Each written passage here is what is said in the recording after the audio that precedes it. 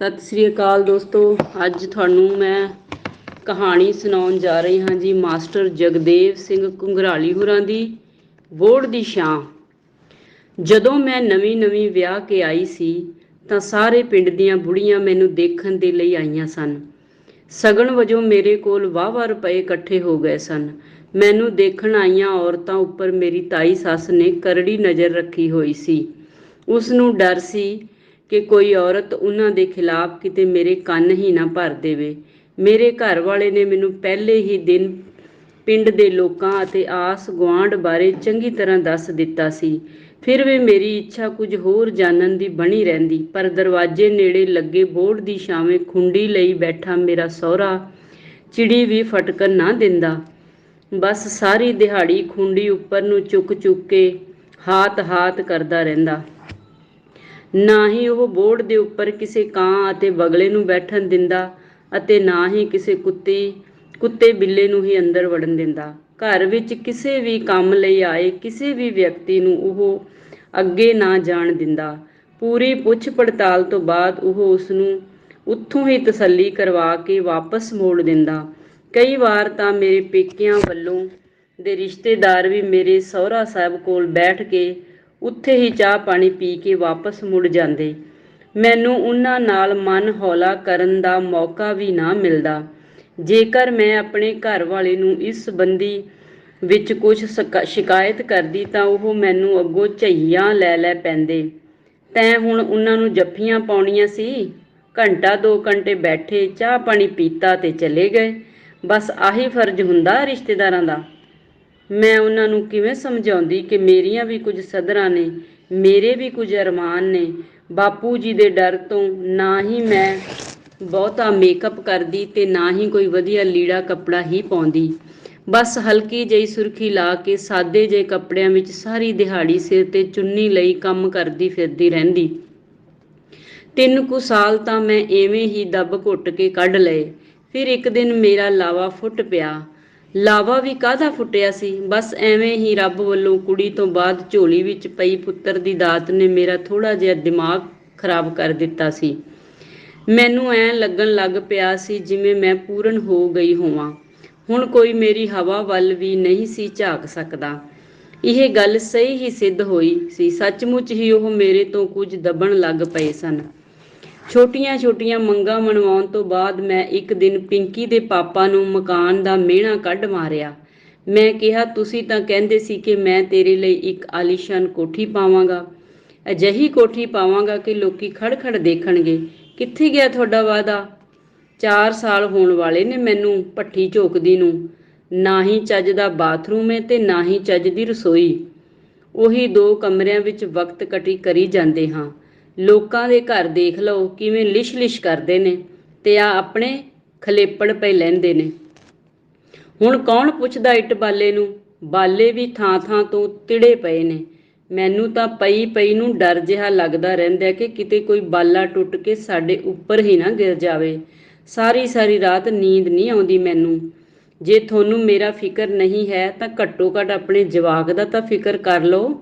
ਜੇ ਕਿਤੇ ਛੱਤ ਸਾਡੇ ਤੇ ਗਿਰ ਗਈ ਜਾਂ ਜਹਾਨ ਦੀ ਹੋ ਜੂ, ਅੱਖਾਂ 'ਚ ਘਸੁੰਨ ਦੇ ਕੇ ਰੋਵਾਂਗੇ। ਨਾ ਸਿਮਰਨ, ਐ ਨਾ ਕਹਿ। ਮੈਂ ਤੁਹਾਡੇ ਬਿਨਾਂ ਕਾਹਦੇ ਜੋਗਾ? ਮੈਂ ਤੇਰੀ ਇਹ ਇੱਛਾ ਵੀ ਪੂਰੀ ਕਰਾਂਗਾ ਸਿਮਰਨ। ਇਹ ਕਹਿ ਕੇ ਉਹਨਾਂ ਨੇ ਮੇਰੇ ਮੂੰਹ ਤੇ ਹੱਥ ਰੱਖ ਦਿੱਤਾ। ਹਰ ਵੇਲੇ ਮਰੂ ਕਰਨ ਵਾਲਿਆਂ ਨੇ ਫਿਰ ਪਤਾ ਨਹੀਂ ਕਿਹੜੇ ਖੱਲ ਖੂੰਜੇ 'ਚ ਪੈਸੇ ਕੱਢ ਲਏ। 1 ਟਰੱਕ ਰੇਤੇ ਦਾ ਤੇ 1 ਟਰੱਕ ਬਜਰੀ ਦਾ ਲੈ ਆਏ। ਰਾਤ ਨੂੰ ਉਹਨਾਂ ਨੇ ਮੈਨੂੰ ਕੋਠੀ ਦਾ ਨਕਸ਼ਾ ਦਿਖਾਇਆ। ਮੇਰੀ ਖੁਸ਼ੀ ਦੀ ਕੋਈ ਹੱਦ ਨਾ ਰਹੀ। 2 ਕੁ ਦਿਨਾਂ ਬਾਅਦ ਖਾਲੀ ਪਏ ਵਿਹੜੇ ਵਿੱਚ ਜਦੋਂ ਅਸੀਂ ਕੋਠੀ ਲਈ ਨੀਹਾਂ ਪੁੱਟਣੀਆਂ ਸ਼ੁਰੂ ਕੀਤੀਆਂ ਤਾਂ ਬੋਹੜ ਦੀਆਂ ਜੜ੍ਹਾਂ ਨੇ ਸਾਡੀ ਬੱਸ ਕਰਾ ਕੇ ਰੱਖ ਦਿੱਤੀ। ਬਾਪੂ ਜੀ ਨੇ ਬਥੇਰਾ ਰੌਲਾ ਪਾਇਆ ਕਿ ਆਪਾਂ ਕੋਠੀਆਂ ਜੋਗੇ ਕਿੱਥੇ ਆਂ, ਮਸਾਂ ਡੰਗ ਤਾਂ ਰੋਟੀ ਖਾਂਦੇ ਹਾਂ। ਇਹ ਤਾਂ 2 ਨੰਬਰ ਦੀ ਕਮਾਈ ਵਾਲਿਆਂ ਨੂੰ ਹੀ ਸੌਂਦੀਆਂ ਨੇ ਭਾਈ। ਪਰ ਉਹਨਾਂ ਨੇ ਬਾਪੂ ਜੀ ਦੀ ਇੱਕ ਨਾ ਸੁਣੀ। ਕਹਿੰਦੇ ਇਹਨੇ ਤਾਂ ਬੁੜਬੁੜ ਕਰੀ ਹੀ ਜਾਣਾ ਏ। ਹੁਣ ਆਪਾਂ ਆਪਣਾ ਘਰ ਵੀ ਨਾ ਬਣਾਈਏ? ਮੇਰੇ ਆਈ ਤੇ ਇਹ ਪਹਿਲੀ ਵਾਰ ਹੋਇਆ ਸੀ ਜਦੋਂ ਉਹਨਾਂ ਨੇ ਬਾਪੂ ਜੀ ਦੀ ਅਧੀਨਗੀ ਪ੍ਰਵਾਨ ਕਰਨ ਤੋਂ ਇਨਕਾਰ ਕਰ ਦਿੱਤਾ ਸੀ। ਟੰਗਾਂ ਖਿੱਚਦਾ ਬਾਪੂ ਮੈਨੂੰ ਵਿਉ ਵਰਗਾ ਲੱਗਿਆ, ਪਰ ਉਸਦੀ ਕਿਸੇ ਨੇ ਨਾ ਸੁਣੀ। ਅਸੀਂ ਕੰਮ ਠੇਕੇ ਤੇ ਦੇ ਦਿੱਤਾ। ਸਾਲੋਂ ਅੰਦਰ ਹੀ ਸਾਡੀ ਕੋਠੀ ਬਣ ਕੇ ਤਿਆਰ ਹੋ ਗਈ। ਕੋਠੀ ਦਾ ਨਕਸ਼ਾ ਹੀ ਇੰਨੇ ਕਮਾਲ ਦਾ ਸੀ ਕਿ ਜਿਹੜਾ ਦੇਖਦਾ ਸੀ ਦੰਗ ਰਹਿ ਜਾਂਦਾ।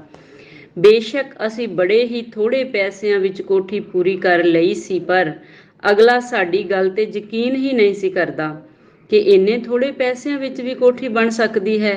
ਹਰ ਕੋਈ ਸਾਨੂੰ ਨਜ਼ਰ ਬੱਟੂ ਟੰਗਣ ਦੀ ਸਲਾਹ ਦਿੰਦਾ, ਪਰ ਅਸੀਂ ਅੱਗੋਂ ਕਹਿੰਦੇ ਕਿ ਇਹ ਨਜ਼ਰਾਂ ਨੂਜ਼ਰਾਂ ਕੁਛ ਨਹੀਂ ਹੁੰਦੀਆਂ, ਦਾਤੇ ਦੀ ਨਜ਼ਰ ਸਿੱਧੀ ਚਾਹੀਦੀ ਹੈ।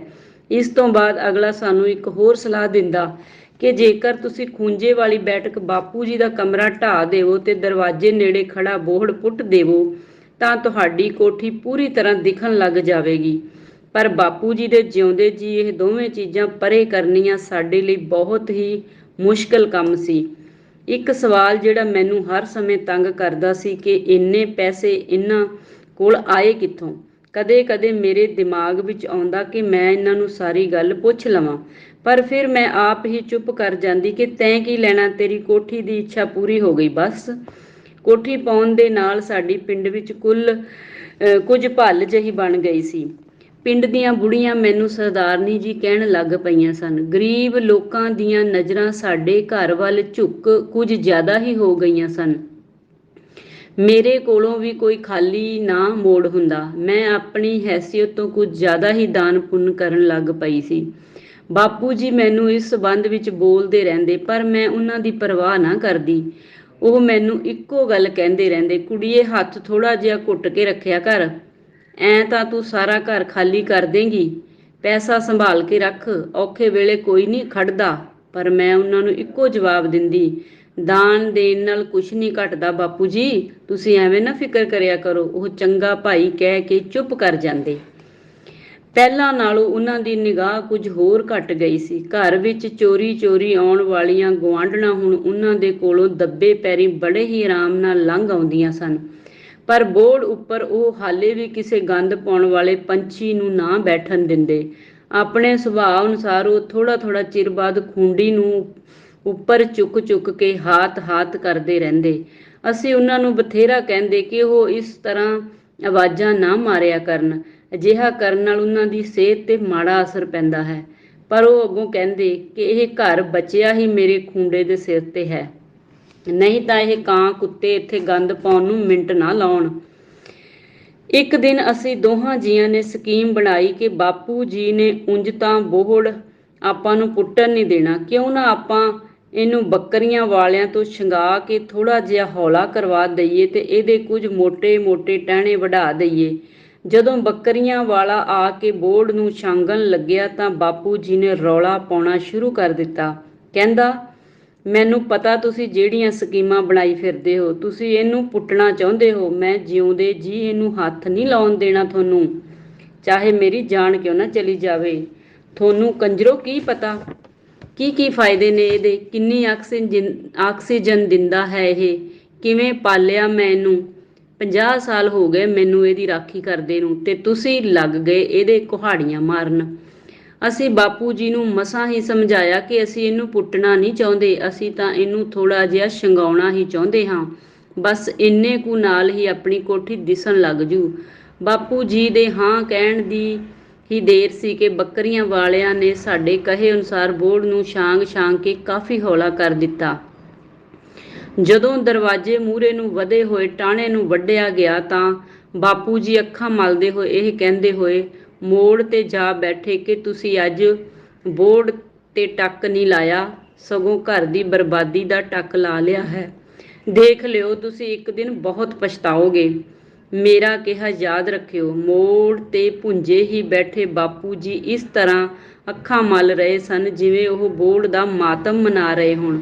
ਉਹਨਾਂ ਨੂੰ ਇਸ ਤਰ੍ਹਾਂ ਭੁੰਜੇ ਬੈਠਿਆਂ ਨੂੰ ਦੇਖ ਕੇ ਮੇਰਾ ਵੀ ਮਨ ਭਰ ਆਇਆ ਤੇ ਮੈਂ ਬੱਕਰੀਆਂ ਵਾਲਿਆਂ ਨੂੰ ਬਰੋਟੇ ਨੂੰ ਹੋਰ ਵੱਢਣ ਤੋਂ ਰੋਕ ਦਿੱਤਾ। ਬੱਕਰੀਆਂ ਵਾਲਿਆਂ ਦੇ ਜਾਣ ਤੋਂ ਬਾਅਦ ਬਾਪੂ ਜੀ ਘੰਟਿਆਂ ਬੱਧੀ ਬੋਹੜ ਨੂੰ ਦੇਖਦੇ ਰਹੇ।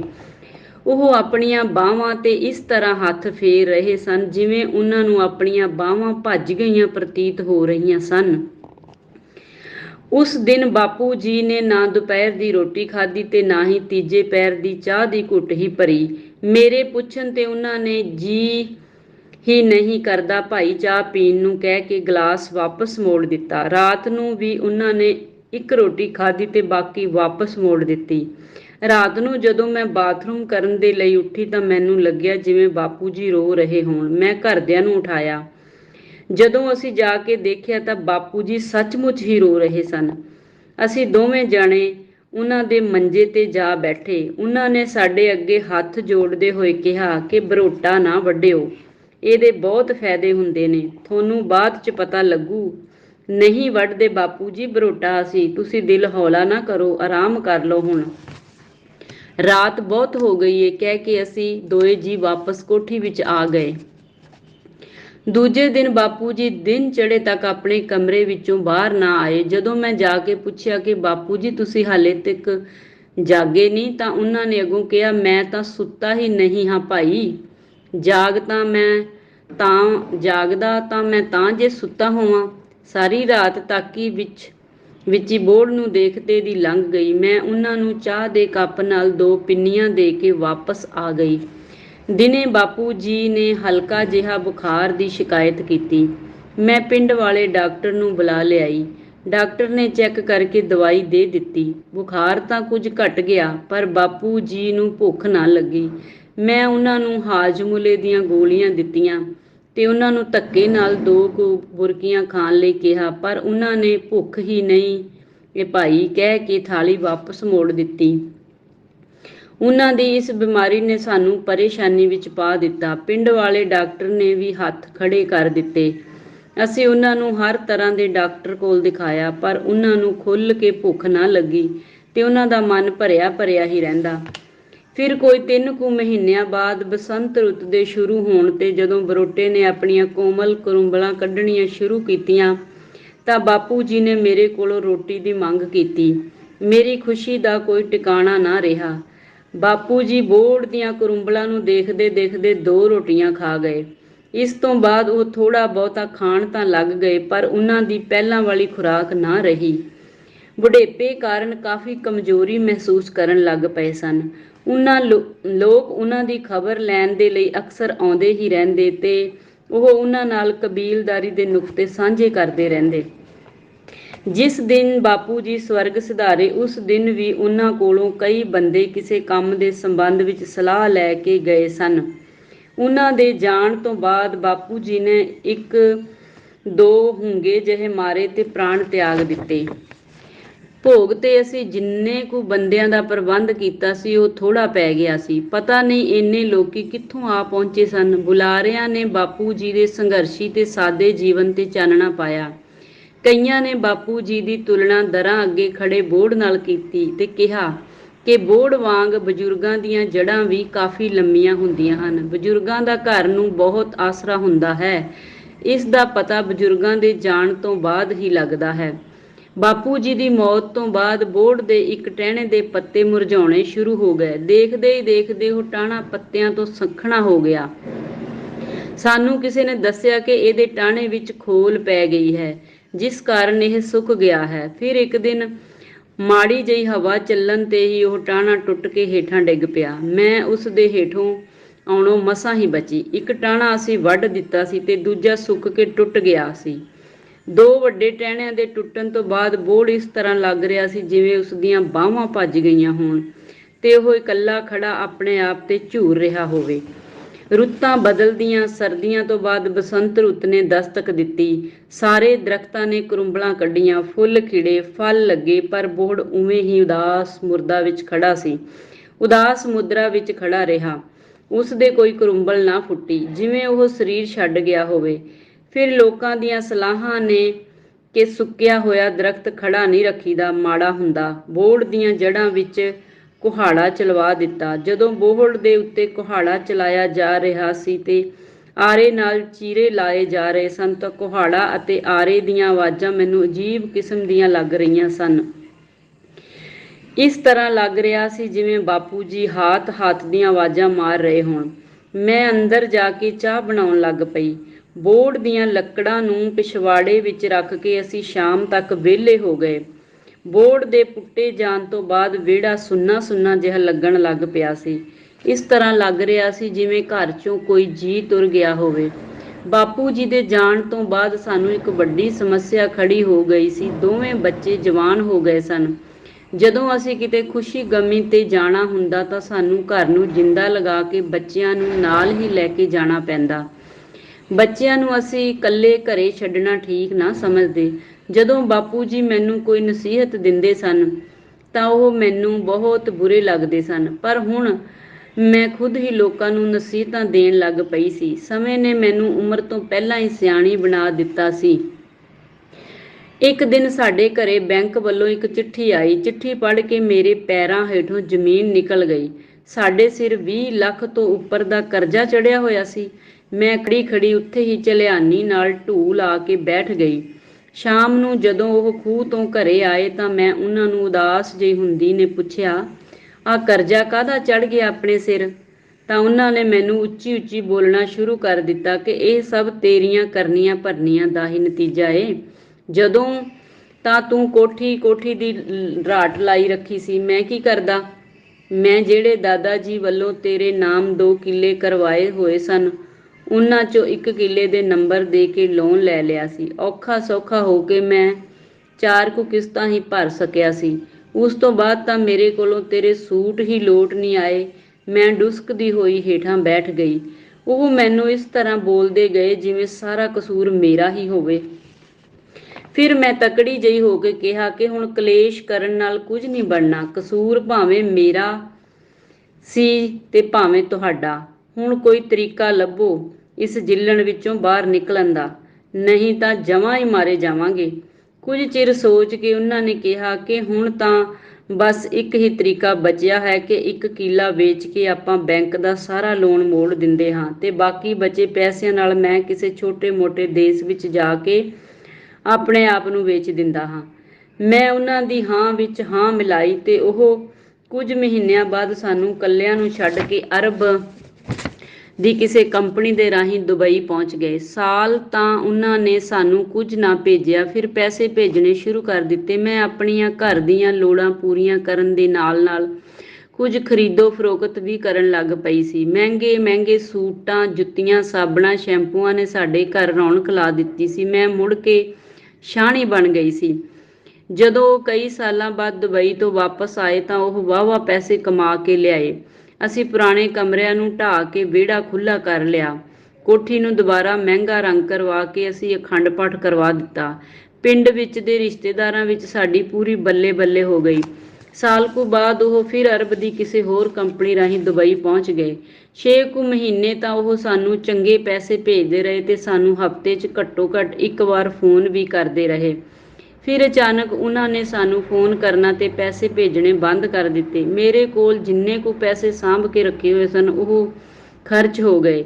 ਅਖੀਰ ਮੇਰੇ ਭਰਾ ਨੇ ਭੱਜ ਨੱਠ ਕਰਕੇ ਪਤਾ ਕੀਤਾ ਕਿ ਉਹ ਕਤਲ ਦੇ ਸਬੰਧ ਵਿੱਚ ਦੁਬਈ ਦੀ ਕਿਸੇ ਜੇਲ੍ਹ ਵਿੱਚ ਨਜ਼ਰਬੰਦ ਹਨ, ਜਿੱਥੋਂ ਉਹਨਾਂ ਦਾ ਛੁੱਟ ਕੇ ਆਉਣਾ ਬੜਾ ਹੀ ਮੁਸ਼ਕਿਲ ਹੈ। ਮੈਂ ਆਪਣੇ ਸਾਰੇ ਗਹਿਣੇ ਵੇਚ ਕੇ ਭਰਾ ਨੂੰ ਉਹਨਾਂ ਨੂੰ ਜੇਲ੍ਹ ਤੋਂ ਛੁਡਵਾਉਣ ਦੇ ਲਈ ਦੇ ਦਿੱਤੇ।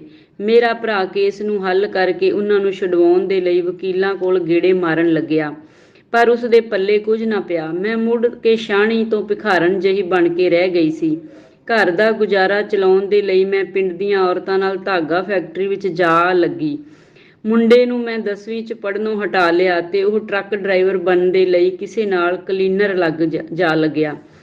ਪਿੰਕੀ ਨੂੰ ਮੈਂ ਨੇੜਲੇ ਕਾਲਜ ਵਿੱਚ BA ਫਸਟ ਵਿੱਚ ਦਾਖਲਾ ਦਿਵਾ ਦਿੱਤਾ। ਐਤਵਾਰ ਨੂੰ ਮੈਨੂੰ ਛੁੱਟੀ ਹੁੰਦੀ ਤੇ ਇੱਕ ਅੱਧੀ ਛੁੱਟੀ ਮੈਂ ਆਪ ਕਰ ਲੈਂਦੀ, ਜਿਸ ਦੌਰਾਨ ਮੈਂ ਆਪਣੀ ਕਬੀਲਦਾਰੀ ਦੇ ਕੰਮ ਨਿਬੇੜ ਲੈਂਦੀ। ਇਸ ਤਰ੍ਹਾਂ ਸਾਡੇ ਘਰ ਦੀ ਗੱਡੀ ਰਿੜਨ ਲੱਗ ਪਈ। ਇੱਕ ਦਿਨ ਮੇਰੀ ਗਵਾਂਢਣ ਨੇ ਮੈਨੂੰ ਨਵੀਂਓ ਗੱਲ ਦੱਸੀ ਤੇ ਮੈਂ ਉਹਦੇ ਗਲ ਪੈ ਗਈ। ਮੈਨੂੰ ਪਿੰਕੀ ਤੇ ਪੂਰਾ ਭਰੋਸਾ ਸੀ ਕਿ ਉਹ ਅਜਿਹਾ ਨਹੀਂ ਕਰ ਸਕਦੀ। ਮੈਂ ਪਿੰਕੀ ਨੂੰ ਬਿਠਾ ਕੇ ਪੁੱਛਿਆ ਕਿ ਇਹ ਗੱਲ ਸੱਚੀ ਹੈ ਕਿ ਮੇਰੀ ਗੈਰ ਹਾਜ਼ਰੀ ਵਿੱਚ ਆਪਣੇ ਘਰੇ ਤੇਰੇ ਕੋਲ ਕੋਈ ਮੁੰਡਾ ਆਉਂਦਾ ਹੈ।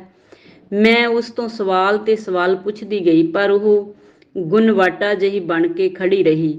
ਫਿਰ ਉਸਨੇ ਮੇਰੇ ਸਾਰੇ ਸਵਾਲਾਂ ਦਾ ਇੱਕ ਹੀ ਜਵਾਬ ਦਿੱਤਾ ਤੇ ਗਰਜ ਕੇ ਬੋਲੀ, ਹਾਂ ਆਉਂਦਾ ਏ ਮੇਰੇ ਕੋਲ ਮੁੰਡਾ, ਮੇਰਾ ਬੁਆਏਫ੍ਰੈਂਡ ਏ, ਉਹਨੇ ਅੱਜ ਵੀ ਆਉਣਾ ਏ ਨੋਟਿਸ ਦੇਣ ਦੇ ਲਈ। ਮੈਂ ਪੜ੍ਹਾਈਆਂ ਨਹੀਂ ਹੁੰਦੀਆਂ ਮੰਮੀ ਜੀ, ਅੰਦਰ ਵੜ ਕੇ ਕੁਛ ਨਹੀਂ ਮਿਲਦਾ। ਦੁਨੀਆ ਚੰਦਰਮਾ ਤੇ ਪਹੁੰਚ ਚੁੱਕੀ ਏ ਮੰਮੀ ਜੀ, ਤੇ ਤੁਸੀਂ ਅਜੇ ਵੀ ਧਰਤੀ ਵੀ ਪੂਰੀ ਨਹੀਂ ਦੇਖੀ।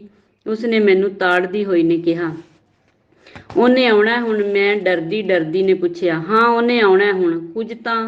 ਕੁਝ ਨਾ ਕਿਹੋ ਉਸਨੂੰ। ਕਿਤੇ ਜਾਤ ਨਾ ਦਿਖਾ ਦਿਓ ਉਹਨੂੰ। ਕੱਲ ਨੂੰ ਕਾਲਜ 'ਚ ਸਾਰੇ ਫਰੈਂਡ ਮੈਨੂੰ ਥੂ ਥੂ ਕਰਨਗੇ, ਉਹਨੇ ਬੇਡਰ ਹੁੰਦੀ ਹੋਈ ਨੇ ਕਿਹਾ।